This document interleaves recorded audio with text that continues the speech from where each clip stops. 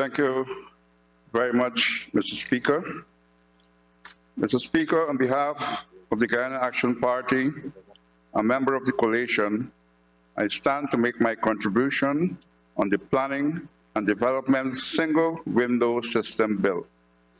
But before I delve into the substance, something seems wrong today in the House. I'm accustomed to hearing members of the government, whenever they speak, to mention discrepancies in elections. Today, nothing was said by them. And I wonder why, and then I know why. Thank you. Mr. Speaker, we also listened to the Honorable Susan Rodriguez, who mentioned that digital transformation didn't happen under the APNU-AFC. But I have a list of what were done, achieved from 2016 to 2029, of which I'll just read a few, so we can educate her and the others on the other side. Mr. Speaker, we put in operation the fiber optic cable.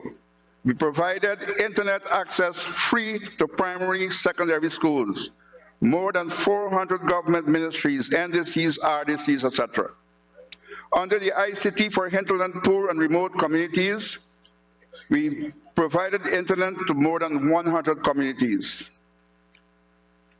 Free internet to residential schools, ICT hubs, over 200, hotspots at community centers, smart city program in GT, hinterland radio stations, and more. And we did not waste $5 million US on a failed fiber optic cable. And when you go into the Rupunun, you see a little stick standing up with a wire hanging down. $5 million US gone there. And the Honorable Susan Rodriguez did not even support her minister, so to speak, her boss. Did not. The Honorable Colin Cole said that the bill will be taken to a special select committee. She said opposite. This reminds me of the Bible, the Tower of Babel, where everybody began to speak different languages. And if you research the Tower of Babel, you will find the reason why God made that happen to them, if I could use that word, Mr. Speaker. Mr. Speaker, however, please allow me to express my heartfelt appreciation to Mr. Kyle Greenwich and his team, including the Ministry of Foreign Affairs, who with the patriotism and leadership skills like that of the Honorables LFS Bornham and Chelly Jagan, fathers of our nation, in the first rung at the International Court of Justice, successfully defended our sovereignty. We applaud them and pray that the Almighty continues to stand by them on our behalf as they continue to represent us. We also wish to thank the APNU-AFC, who when in government not only made wise decisions on our behalf at the most sensitive time, but also made available the signing bonus of $18 million US to cover costs associated with this most crucial defense of our territorial integrity. Mr. Speaker, the single window system bill, at a first glance, seemed to be innovative and people-oriented. But when one starts to study it, one finds it to be disingenuous and in need of lots of tweaking to make it palatable. Mr. Speaker, in the bill, planning and development application means an application made under any enactment in respect of land use, building, or development permission, or other similar application of the kind listed under the first schedule. Mr. Speaker, it's the PPP saying that even the enactment called the Amerindian Act of 2006 is to be engulfed or superseded by this bill should it become an act.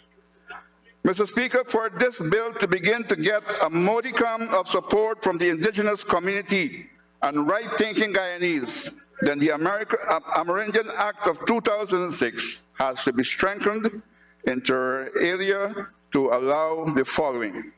1, a provisional clause to be included that all indigenous lands, be it on the surface, subsurface, and inclusive of its cover, waterways, and atmosphere, are excluded from interference by this bill.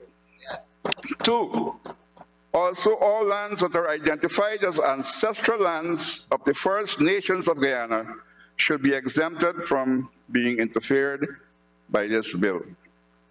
3, all lands contiguous to indigenous titled, non-titled, and ancestral lands must not be interfered by this bill without the free, prior, informed consent of the indigenous peoples who stand to suffer the consequences of negative side effects of developments alone.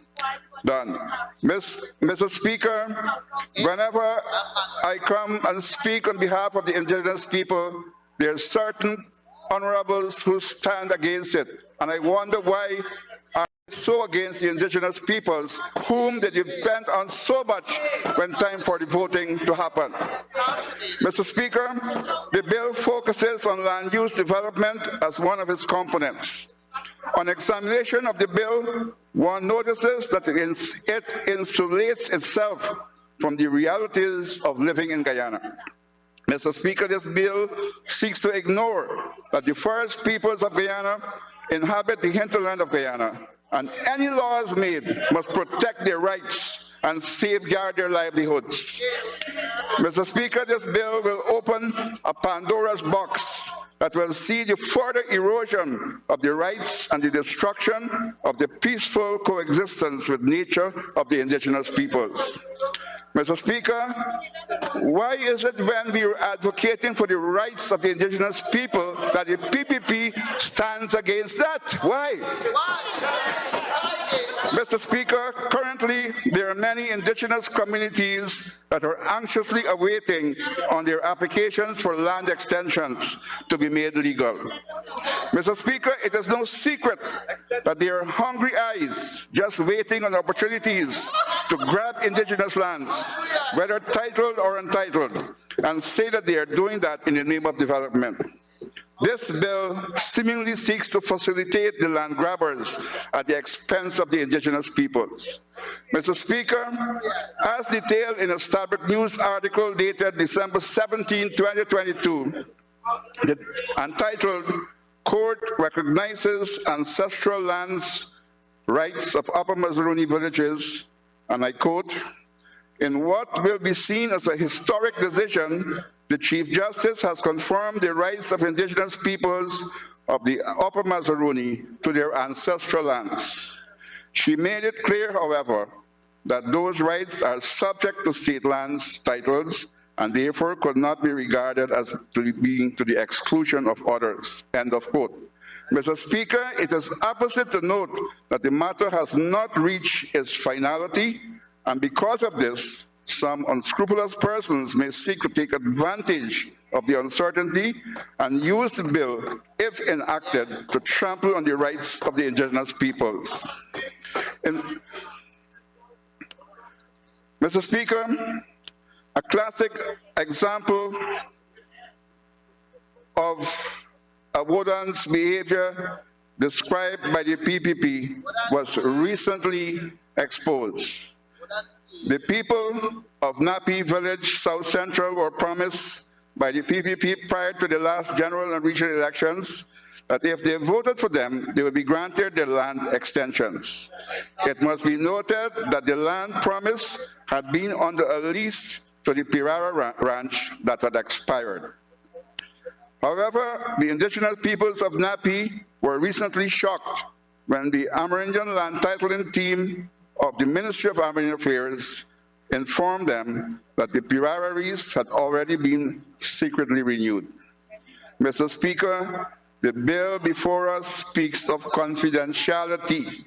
If this is the kind of confidentiality or secrecy that this bill represents, then we, the indigenous peoples, do not welcome it. Mr. Speaker, some may say that the Amerindian Act of 2006 can defend the indigenous peoples against land grabbers. But as mentioned before, the Amerindian Act did not help the people of Napi. Mr. Speaker, the Amerindian Act did not defend the people of Chinese landing, where the community contended that the government granted a medium-scale mining concession to a miner in its title lands without consulting or seeking the consent of the community.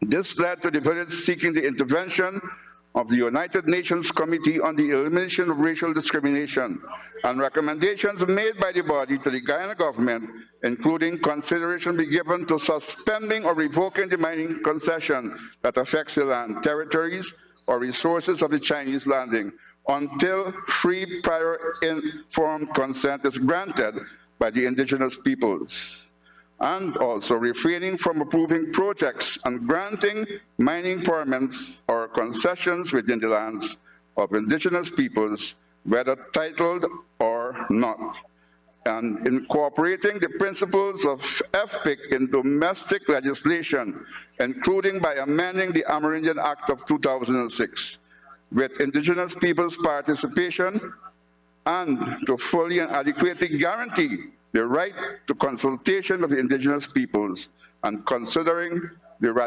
ratifying the ILO Indigenous and Tribal Peoples Convention of 169. Mr. Speaker, the Amerindian Act did not defend the indigenous people of Isenru. Mr. Speaker, back in the 1990s, permission was granted by the Guyana Geology and Mines Commission to a miner to operate within the boundaries of the village title lands. However, the village has been up in arms over this approval, which said it did not have the consent of the village.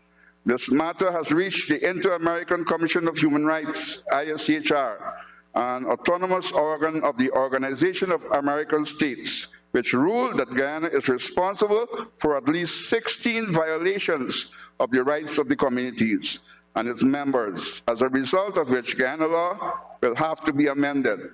Among the conclusions of the Commission was that the right to health, food, water, as well as the rights of children and mothers had been violated. Mr. Speaker, the ISCHR recommended that the Guyana government... Point of order. Honorable Member, the Minister has raised on a point of order.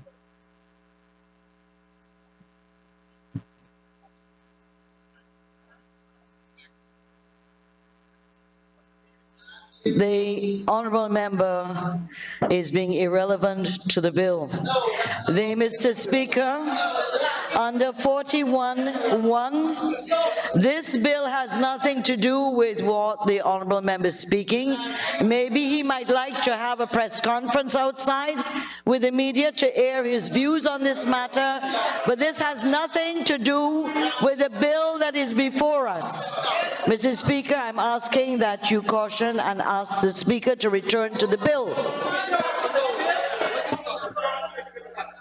Thank you, Honorable Minister. Honorable Minister, I was waiting to hear the Honorable Member now connect to the bill, and I'm sure he's going to do so shortly.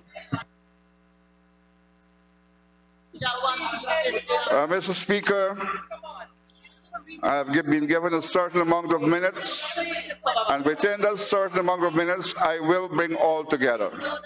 You may rest assured. Mr. Speaker, the IACH recommended that the Guyana government conduct full reparations to the people of Isenru. Mr. Speaker, further to this issue, the PPP government, in response to the ISCHR to this matter, responded that the Isenru villages have abandoned their traditional ways and customs by engaging in a cash economy, as opposed to subsistence living. Also, and I quote, the state also argues that the Senator community members have lost their traditional culture in aspects such as their building materials, their architecture, and their farming systems. The state particularly emphasizes that most of the members of the community have converted to Christianity and therefore do not preserve an ancestral spiritual connection to their territory. These statements speak volumes to the fact that this government, the PPP1, is not keen to have the rights of the indigenous peoples protected. According to the above, the PPP does not see any... Okay, Honorable Member, we have given quite a bit of latitude. We now have to come back to the substantive bill, the single window. And I was waiting to hear your plea for this particular initiative that you're on, connect to the single window. Mr. Speaker, I have one more paragraph and then I'll connect it with... I now ask that you come back to the bill substantively. Mr. Speaker, I raise these issues to show that the guardrails that are there to protect the rights and the livelihoods of the indigenous peoples are rapidly being weakened and eroded under the government of the PPP. Mr. Speaker, so I will skip that paragraph.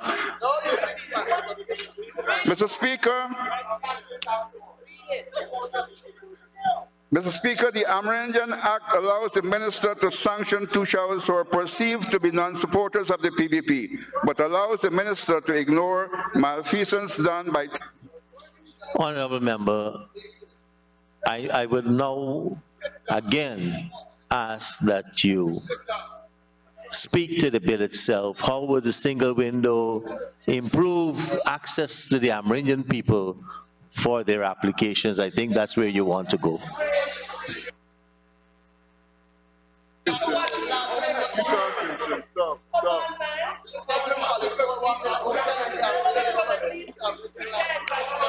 Mr. Speaker, the PPP, when criticized for not allowing free prior informed consent before the 15% of the carbon credit sales was unilaterally paid to indigenous communities, replied by saying that they consulted with the National Tushas Council. Honorable Member, Honorable Member, Honorable Member. I said that I think that was where you may want to go, but you choose to continue on a path that is for another contribution. We are speaking to the single window. And if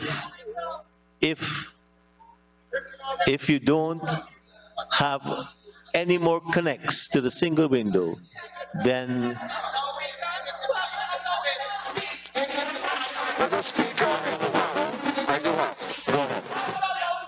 Mr. Speaker, please allow me to make the following recommendations to correct the omissions as I see it from an indigenous eye. 1, the Amerindian Act of Guyana should be revised as a matter of utmost urgency with the full involvement of the indigenous peoples. A provisional clause to be included that all indigenous lands, be it on surface, subsurface, and inclusive of its cover, waterways and atmosphere are excluded from interference by this bill. Also, all lands that are identified as ancestral lands of the First Nations of Guyana should be exempted from interference by this bill. Also, all lands contiguous to indigenous titled, non-titled, and ancestral lands must not be interfered by this bill without due, free, prior informed consent of the indigenous people, who stand to suffer the consequences of negative side effects of development. Mr. Speaker, anyone can see that this bill, though well-meaning, can cause untold trampling of the rights and livelihoods of the indigenous peoples of Guyana. Therefore, on behalf of the indigenous peoples of Guyana, I humbly request that the somewhat self-regulatory Amerindian Act of 2006 must not be governed by this bill. Should it be enacted, and that the clause of this bill should reflect this. Mr. Speaker, I propose that the Amendment Act be left as a standalone to defend the interests of the indigenous peoples of Guyana. However, as posited before, it should be urgently revised to serve its intended purpose. Mr. Speaker, also I do recommend that this bill be sent to a special select committee, and I do thank you for your patience. Thank you, sir.